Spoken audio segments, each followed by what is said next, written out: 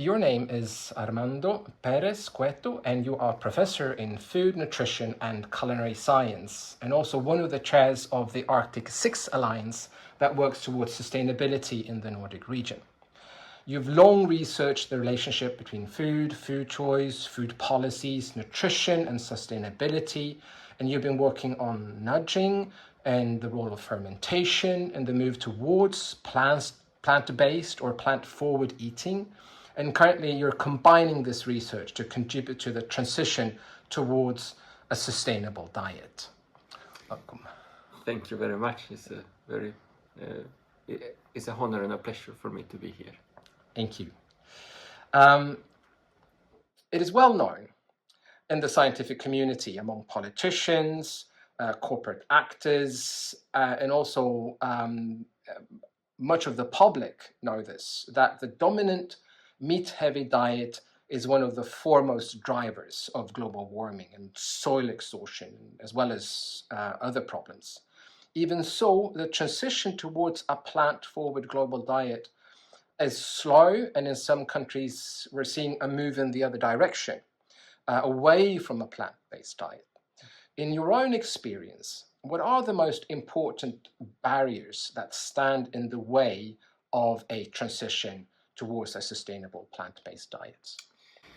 Thank you very much for that question.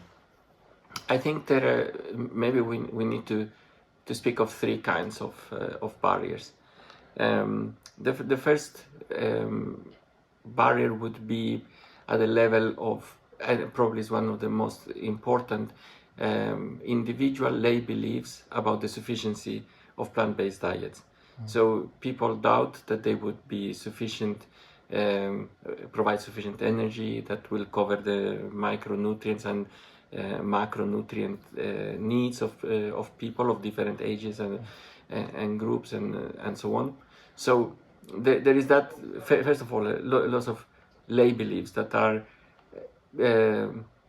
somehow not rooted in proper scientific knowledge. That's one of the main barriers, I would say. That adds also to the fact that within those beliefs you can also include probably the perception of your own culture and whether it is appropriate for you in your culture to eat or not meat, whether it is a marker of meat and dairy, whether they are a marker of your national identity or social class belonging. And as it is well known that many people believe that in order to be masculine, they need to eat big amounts of meat. The other barrier, the second kind of barrier, would be availability. And within availability, I mean what the industry can provide and the food sector can provide is known somehow that they need to provide the products. They need to provide products that are affordable and products that are liked by the consumers. So those are important aspects that contribute either towards or against the nutrition transition. And then the last one, but it's not the least, is the consumer themselves. Consumers, they like or dislike foods, and this the sensory characteristics of any alternative or any foods that should be promoted become key. So the main reason why Europeans choose food is their taste, the hedonic experience, the pleasure that it gives, and the more altruistic reasons like the environment or animal welfare, they rank further below than the personal experience. Thank you. What policies and other initiatives have been the most effective in breaking down these barriers that stand in the way of a plant-forward diet? And that's again a very good question. you made me think of one example where so it was it's the city of Ghent in Belgium. I used to live in Ghent many years ago, and in the time when I was living there, they started this campaign called Donderdag Veggie which means Thursday Veggie Day. And it was a kind of a pledge that schools made to serve one day a vegetarian meal to all the children. And by that they increased the consumption of vegetables in that population. But it wasn't it wasn't something that was only imposed by above. It was more a grassroots movement. So they had the vegan association, or the EVA is it was their the name of this NGO. Then they had the municipalities, they had the schools. So it was a large number of actors, and even the parents that were involved in this whole process, because they needed to agree that the children would be given these foods at school. And so that was a kind of a successful story.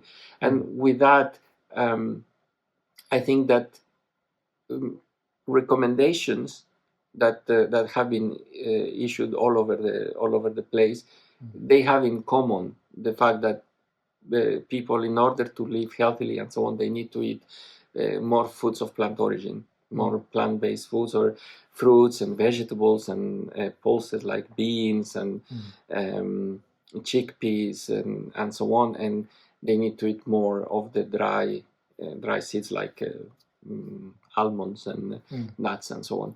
So this is something that is known. There is a kind of consensus all over.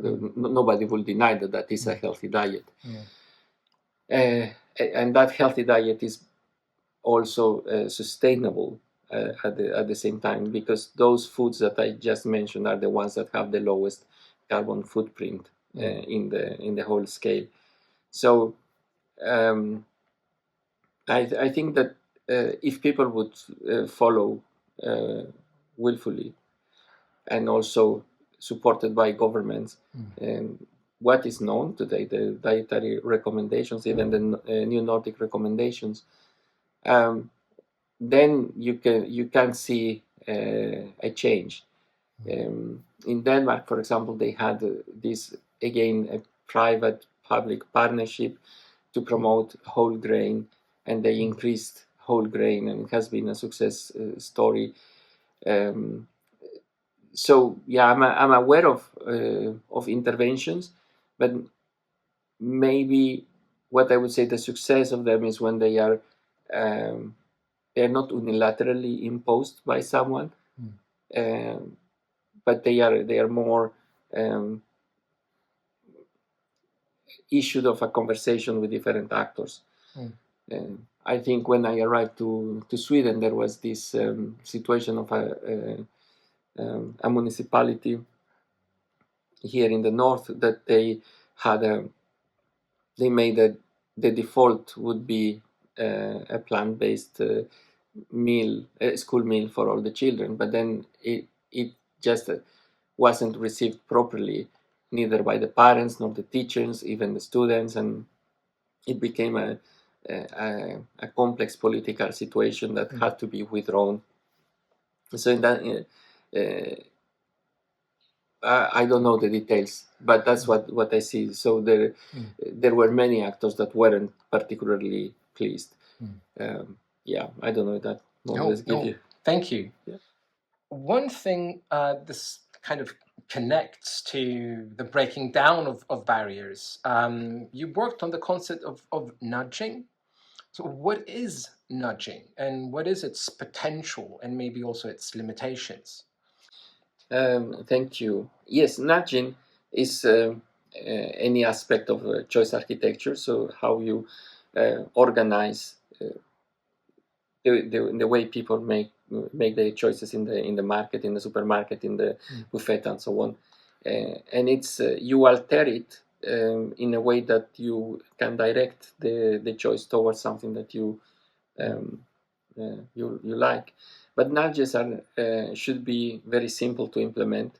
So, like changing order, changing position, priming, um, that or making the foods that you want to sell, for example, or that you want to promote more selling, that people can see them easier, can reach them easier, and so on. You facilitate the choice. That's the idea of nudging. And by in the theory of nudging, you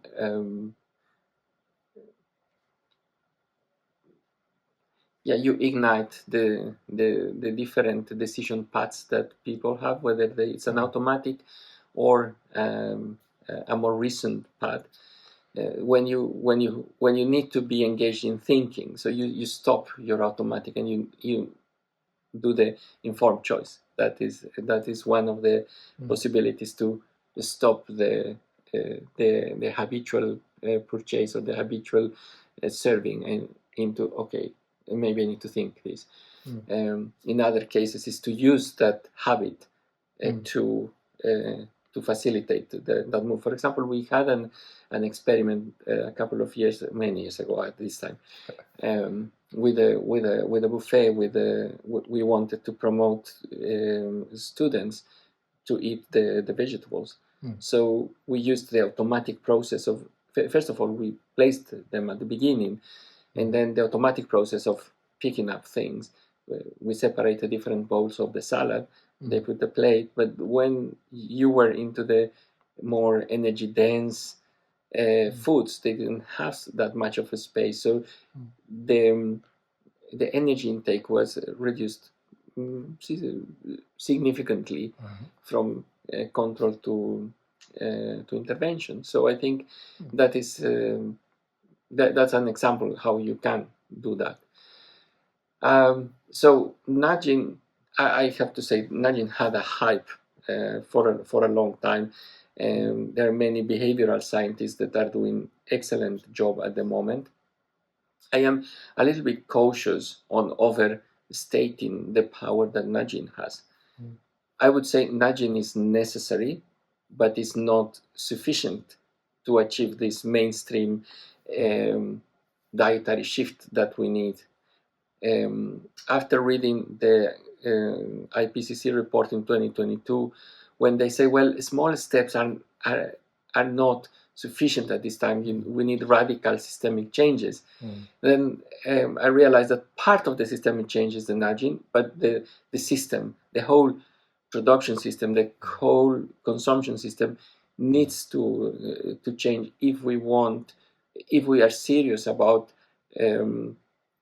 keeping humans living in a relatively decent way on Earth. Yeah. Thank you. The Eat Lancet diet has been criticized as not being as nutritional as it needs to be, and there have been calls to abandon it for this very reason. Can a plant-based diet provide the nutrition, especially the nutrition that women require? Thank you for that question. I think you touch one of the key elements on the criticisms that come to plant-based diets or sustainable diets in general. So in many ways, it's like there is in general good consensus about the health effects of plant-based diets. They are positive effects on health. They are in general, they have a positive effect on the environment. They have a positive effect on biodiversity. They have positive effects on however you look at it, they have positive effects. And at the same time, the opposite holds for the foods that are not of plant origin. So they have a larger carbon footprint.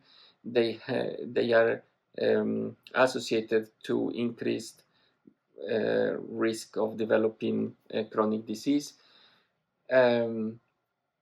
so there is and so the from health and sustainability, that doesn't really hold. I think the problem comes when you enter in a discussion, and you are speaking of because the argument of the Eat Lancet, the planetary health diet, is precisely that. The argument is that it's a diet that is good for both the planet and humans. And as I said earlier, if you eat predominantly plants, then you are complying with most dietary guidelines, and then you are being friendly with the environment. The problem is when you want to hide all this discourse through this abstract concept of nutrients. I am a nutritionist, so I can understand it, but not everybody understands what a nutrient is and nutrient sufficiency. As we have also published, it is possible, and it's not only my belief, but it's the position of most of nutrition societies and the dietetic associations and so on, that it is possible to have a healthy diet predominantly based on plants. Of course, you need to be careful with particular groups, maybe children, young women, and so on. But then I want to challenge again one thing. Sometimes there is this idea that in order to eat plant-based, you need to have a doctoral degree in nutrition and the chemistry of food. And I think that if we go back to the traditional knowledge, if we go back to the common sense that has been around for generations before this one, it is possible to combine foods, particularly in the global context that we are now, the combined foods of plant origin that will provide all the nutrients that are required for a healthy and balanced life in general. So I think that it is about time to start challenging that idea that every time that there's a discussion around the dietary transition, that the first question they will or that will be asked is, and what about the nutrients? So it's like you were speaking in I don't know, in Swedish, and then someone would answer you in French. So you are speaking two different languages, you are speaking about two different things, but it has been used as a tactic of obfuscation, and there are interests behind, probably. Also, you are probably aware of this, the ultra-processed food debates. Ultra-processed foods is very complex. It has the formulation has been issued in Brazil based on the data they had and in collaboration with many other countries and so on. But it became also a challenge to the status quo of the food system, and also for a challenge to food industry. And I believe that food industry and the processing of foods is good and is necessary, because otherwise we wouldn't be able to feed all the people and so on. So I'm not going into saying that the food industry is bad or whatsoever, but I think the issue has been this sense of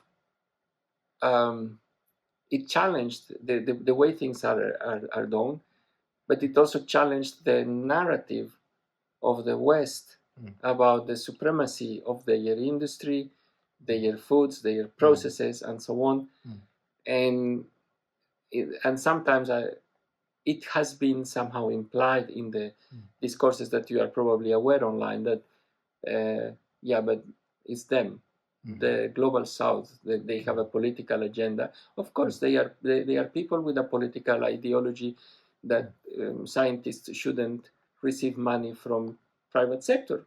That's their ideology. And is it a political ideology and so on? I don't really know. But that's not the reason to just put everything and say, well, that everything is bad. Even Monteiro that was in the Congress of Nutrition in Tokyo in 2022. He's the one that coined this terminology of the NOVA, the ultra processed foods and so on. And I asked him specifically and in public, in front of 1,000 witnesses in that room, or a couple of hundreds, but it was a big room.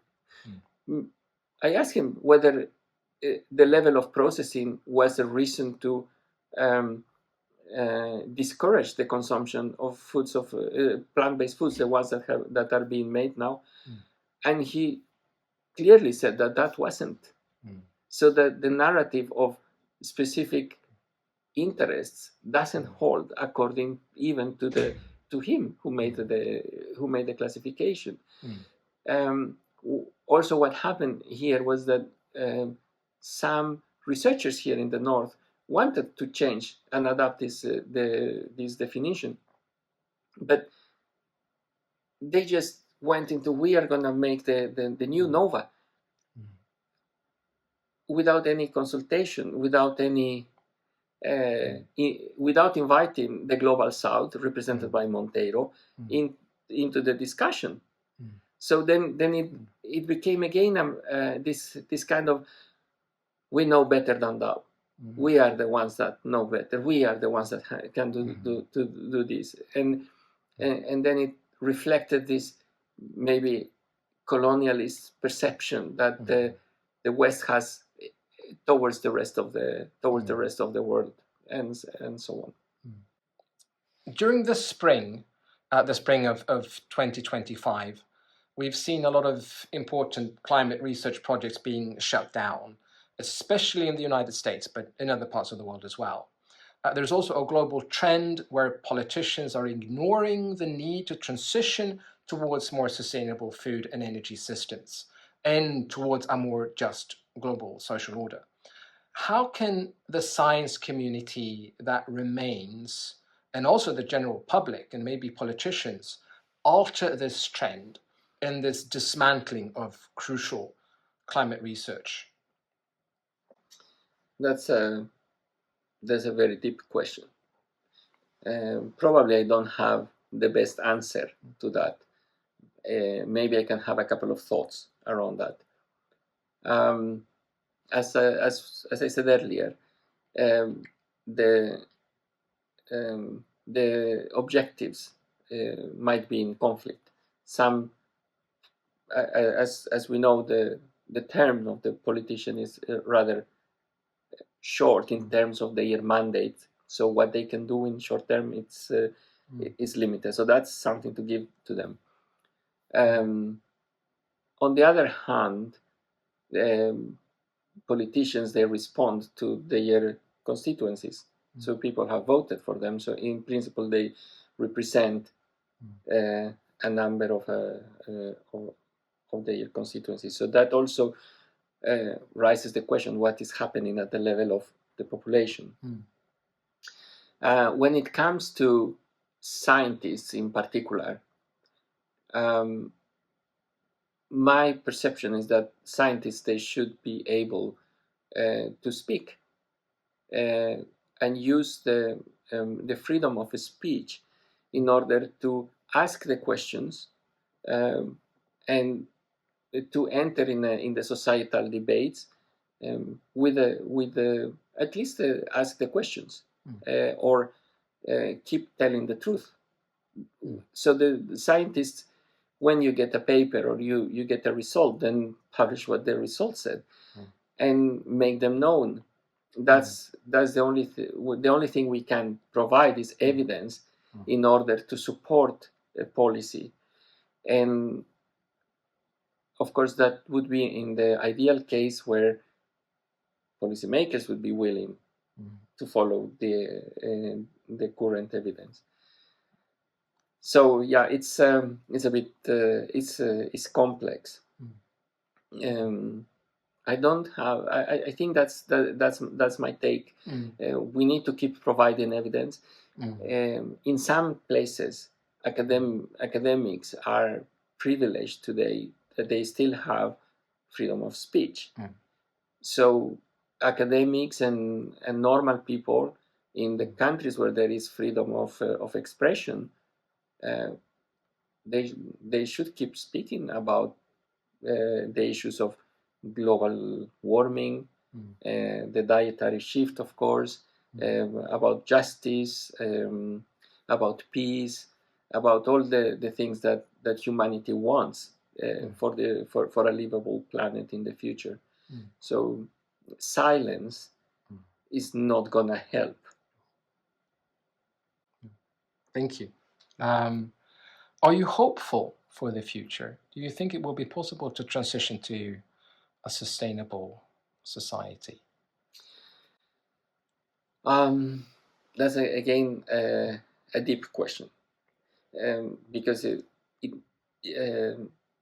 that comes from hope. So it's not evidence based, probably. But yes, I am hopeful in the sense that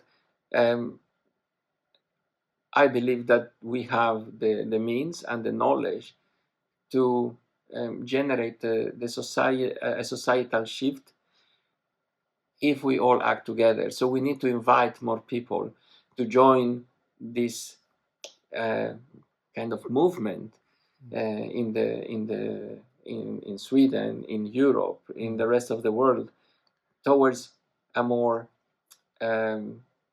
I would say to this more sustainable diet.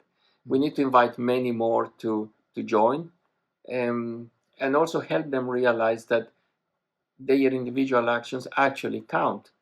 The lack of individual actions, they count as well, but in the negative. So every action will have if we put the sum of actions, then we will create a market, we will create a demand, we will create together probably a new reality. I think that we need also for this to put many actors together. We cannot just wait for someone from above to give the ruling so that we will all obey. But maybe we need to come together, scientists, civil society, politicians, and maybe co-create what is going to be the future. Yeah, I think that that could be a. Yeah, probably that. I think there is hope when we come together. When we divide and we others, then there's no hope. Right. Yes. So the making bridges instead of cutting them, building communities of resilience, of communities of hope, where there's no taboo to speak about social justice, or about just transition in food, about self-sufficiency. Even now that we are in a period where Europe feels the need to be more resilient, so how are we going to do that? And even here in the Arctic, how are we going to do that when Sweden is a net importer of food? Thank you. Yes. Maybe one thing that you can, but this is just extra. Yep. We were talking earlier about the Eat Lancet, isn't it? Yes. And one thing that came back to my mind is that Eat Lancet or any recommendation cannot be a one-size-fits-all. All these recommendations need to take into consideration the needs of different groups. But this considering other groups needs to be done in a respectful manner, and not as a justification to keep the business as usual in the food system. So yes, so that is sometimes there are criticisms to the Eat Lancet, and they go always to the nutrients, but then or to the cultural traditions of different groups of people. But again, it is but that doesn't mean neither the nutrients nor the cultural traditions nor anything should be used as an excuse to keep business as usual. Mm. On the contrary. Yeah.